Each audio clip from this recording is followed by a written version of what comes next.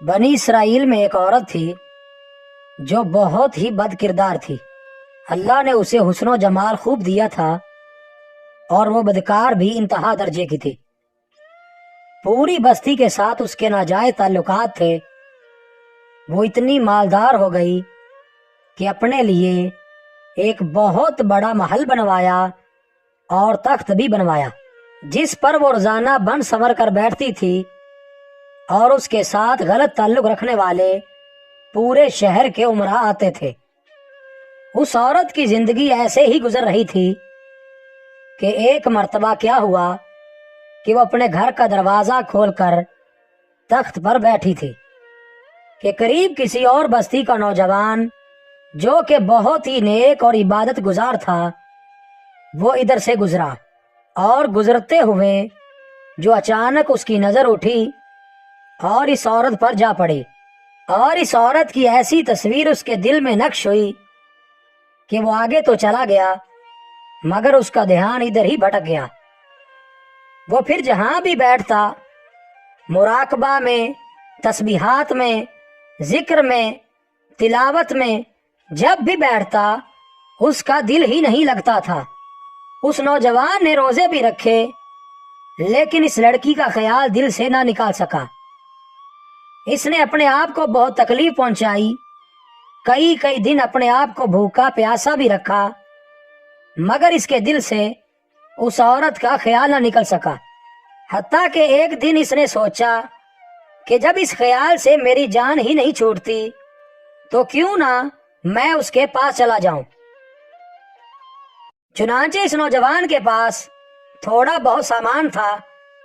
इसने इसको बेचा और इतने पैसे तैयार किए जितने से वो बदकार औरत अपने पास आने की इजाजत देती थी।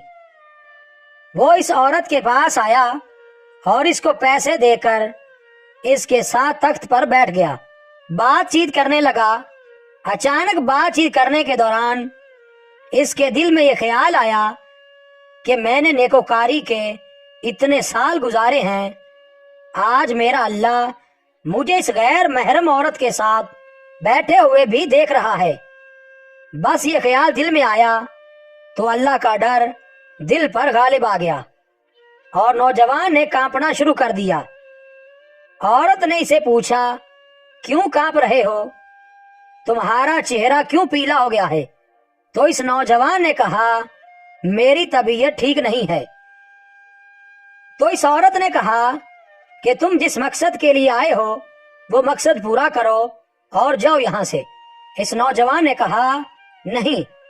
वो औरत बहुत हैरान हुई कि आज तक मैंने अपनी जिंदगी में ऐसा मर्द नहीं देखा जो मेरे करीब इस तरह तख्त पर आकर बैठे और फिर बुराई किए बगैर ही चला जाए।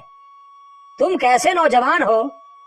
मगर इस नौजवान ने कहा, ये जो पैसे मैं आपके लिए लाया था ये तुम रख लो और मुझे जाने दो। इस औरत ने कहा, तुम कौन हो और क्या हो? इस नौजवान ने बताया कि मेरा नाम फुला है और फुला बस्ती का रहने वाला हूँ और मेरे दिल में ये ख्याल आ रहा है कि मैंने इतनी उम्र मुसल्ला पर बैठकर गुजार दी है, आज मेरा अल्लाह मुझे तेरे साथ बैठे हुए भी देख रहा है। बस इसके बाद इस नौजवान की आंखों में आंसू आ गए और वो वहां से चल पड़ा। इस नौजवान के जाने के बाद जो थोड़ी देर की सोहबत साथ बैठने की इस औरत को मिली थी, इसकी बरकत से इस औरत के दिल में ख्याल आया कि ये कंवारा नौजवान इतना अल्लाह से डरता है जबकि इसने गुनाह भी नहीं किया और मैं तो सारा दिन और सारी रात गुनाह करती रहती हूँ, मैं तो खुदा से डरती भी नहीं। इसके दिल में शर्मिंदगी पैदा हुई, करूं तो क्या करूं। दिल में ख्याल आया कि अच्छा जाती हूँ हजरत मूसा से पूछती हूँ कि मेरे लिए भी कोई तौबा की गुंजाइश है। वो अपने घर से निकल खड़ी हुई। अब इसको बस्ती का एक एक बंदा पहचानता था, वो इतनी नामी गरामी चीज थी। वो चली और जाकर हजरत मूसा अलैहिस्सलाम को देखा तो वो उस वक्त बनी इसराइल के लोगों को नसीहत फरमा रहे थे। इसने किसी आदमी के जरिए पैगाम भेजा کہ حضرت موسیٰ علیہ السلام سے جا کر کہو میں ان سے ملنا چاہتی ہوں۔ اس خدا کے بندے نے سیدھا جا کر سب کے سامنے کہہ دیا کہ حضرت آپ سے فلاں عورت ملنے آئی ہے۔ جب حضرت موسیٰ علیہ السلام نے نام سنا تو بہت جلال آیا کہ لوگ کیا سوچتے ہوں گے کہ ایسی عورت ان سے کیوں ملنے آئی ہے، ان کا کیا تعلق ہے اس سے۔ حضرت موسیٰ علیہ السلام نے غصے میں کہہ دیا کہ چلی جائے یہاں سے، میں نہیں اس سے مل سکتا۔ اس بے وقوف نے آ کر کہا میں نے حضرت موسیٰ علیہ السلام سے بات کی، وہ تو بہت خفا ہو گئے ہیں اور تم سے نہیں ملنا چاہتے۔ وہ عورت ڈر گئی۔ اس نے کہا میری بدکاریاں ایسی ہیں کہ اللہ تو مجھ سے پہلے ہی ناراض ہے، تو اللہ کے نبی بھی مجھ سے بات کرنا نہیں چاہتے۔ میرے لیے تو اب دنیا میں کوئی ٹھکانہ نہیں۔ بڑے اداس اور بوجھل قدموں کے ساتھ وہ وہاں سے چل پڑی اور واپس آ گئی، اور اسے سمجھ نہیں آ رہی تھی کہ وہ کرے تو کیا کرے۔ اب وہ حیران تھی کہ اللہ کے نبی نے بھی مجھ سے بات کرنا گوارا نہیں کیا۔ میں اتنی گری ہوئی چیز ہوں، اس لیے وہ مجھ سے بات بھی کرنا نہیں چاہتے۔ چنانچہ وہ گھر آئی اور گھر کی کنڈی لگائی۔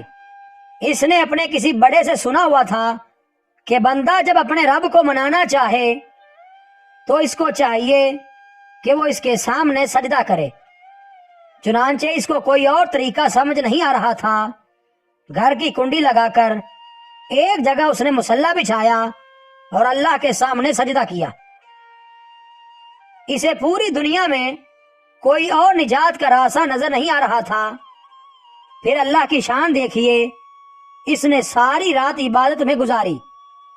اگلے دن اس کے دل میں خیال آیا کہ میں عورت ذات ہوں، اکیلی اس مکان میں نہیں رہ سکتی، ایک میری خادمہ ہے، تو میں اگر نیت بھی کر لوں تو جتنے لوگوں نے میرے ساتھ بدکاریاں کی ہیں وہ مجھے یہاں نہیں رہنے دیں گے، تو بہتر یہ ہے کہ میں اس جگہ کو چھوڑ کر چلی جاؤں۔ اس عورت نے فیصلہ کر لیا کہ میں یہاں سے چلی جاتی ہوں۔ اس نے اپنے آپ کو ایک سادہ کپڑے میں لپیٹا تاکہ کوئی کپڑوں اور حسن و جمال کو نہ دیکھ سکے کہ یہ کون جا رہی ہے۔ پھر اس نے سوچا عورت ذات ہوں، کہاں جاؤں گی؟ دل میں خیال آیا کہ وہ جو نوجوان آیا تھا جس کے دل میں اللہ پاک کا اتنا خوف تھا کہ وہ اللہ کے ڈر سے کانپ رہا تھا، کیوں نہ میں اس نیک بندے کے پاس چلی جاؤں اور اس کی خادمہ بن کر رہوں، ممکن ہے کہ وہ مجھے نکاح میں ہی قبول کر لے۔ یہ سوچ کر وہ اس بستی کی طرف چل پڑی۔ چنانچہ ڈھونڈتی ہوئی اس بستی میں اس کے گھر پہنچی اور گھر والوں سے کہا کہ میں فلاں بندے سے ملنے کے لیے آئی ہوں۔ تو اس کے گھر والوں نے کہا کہ اس کے ذکر اور عبادت کا معمول ہے اور وہ کمرے سے اتنے بجے نکلتا ہے، تم ایسا کرو انتظار کر لو۔ چنانچہ اس نے کہا میں انتظار کر لیتی ہوں۔ وہ انتظار میں بیٹھ گئی۔ جب انتظار کرنے بیٹھی ہوئی تھی تو اچانک اس نوجوان نے دروازہ کھولا۔ اس کی نظر اس عورت پر پڑی، یہ سامنے بیٹھی ہوئی تھی۔ جب نوجوان نے عورت کا چہرہ دیکھا تو اس نوجوان کو اپنا وہ وقت یاد آ گیا جب میں اپنے مصلی کو چھوڑ کر اس کے تخت پر جا بیٹھا تھا۔ اس نوجوان کے دل پر خوف طاری ہو گیا کہ کہیں یہ میرا ایمان خراب کرنے تو نہیں آ گئی۔ میں نے تو اتنی مشکل سے اس کا تصور ذہن سے نکالا تھا۔ پھر نوجوان پر اتنا خوف طاری ہوا کہ وہ وہیں پر گر پڑا اور اس کی روح پرواز کر گئی۔ اب اس کی وفات پر گھر والے بھی رنجیدہ اور اس عورت کو بھی بہت غم تھا۔ خیر 3 دن کے بعد اس عورت نے اس کے گھر والوں کو بتایا کہ میں تو اس نیت سے آئی تھی۔ انہوں نے کہا اب وہ تو اس دنیا سے چلا گیا، اس کا ایک بھائی ہے، اگر وہ تمہارے ساتھ نکاح کر لے تو کیا تم اس کے ساتھ نکاح کر لو گی؟ اس عورت نے کہا ٹھیک ہے۔ جب اس کے بھائی سے پتہ کیا تو اس نے کہا ٹھیک ہے، اگر پہلے یہ ایسی عورت رہی ہے اور اب توبہ کی نیت کر چکی ہے تو میں اس کو اپنے نکاح میں قبول کر لوں گا۔